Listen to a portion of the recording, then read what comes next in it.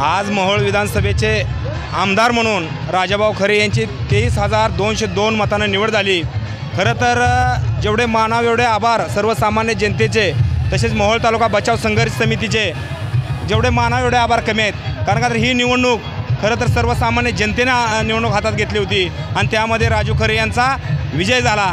खरं सांगायचं गेलं तर या ठिकाणी राजू खरे यांनी गेल्या 2 वर्षामध्ये केलेलं काम, सर्वसामान्यांसाठी केलेली मदत आज या ठिकाणी सार्थ ठरली। आणि या ठिकाणी मोहोळमध्ये आज मोहोळ तालुक्याला स्वातंत्र्य दिवस आज या ठिकाणी राजू खरे यांच्या माध्यमातून मोहोळ तालुका स्वातंत्र्य झाला म्हणलं तर वावगं ठरणार नाही। आज आम्ही या ठिकाणी मोहोळ तालुका बचाव संघर्ष समितीने नागनाथाची शपथ घेतली होती, जोपर्यंत मोहोळ तालुक्याचा आमदार होणार नाही तोपर्यंत आमच्यामधील कोणीही एकही फुटीर होणार नाही।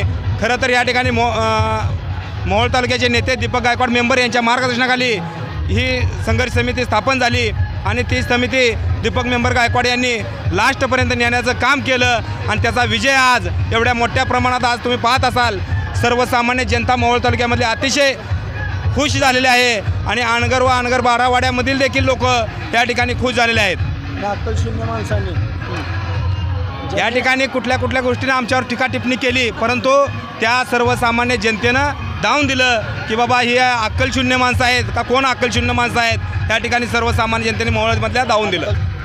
या ठिकाणी खरं तर यशवंत तात्या माने यांनी स्वतःचा खड्डा, मी प्रत्येक भाषणामध्ये सांगितलं आहे की अप्पर तहसीलच्या माध्यमातून यशवंत तात्या माने यांनी स्वतःचा खड्डा काढून घेतला, परंतु खड्डा काढत असताना अप्पर तहसीलच्या माध्यमातून यशवंत तात्या यांनी राजन पाटील यांना सुद्धा खड्ड्यामध्ये घेऊन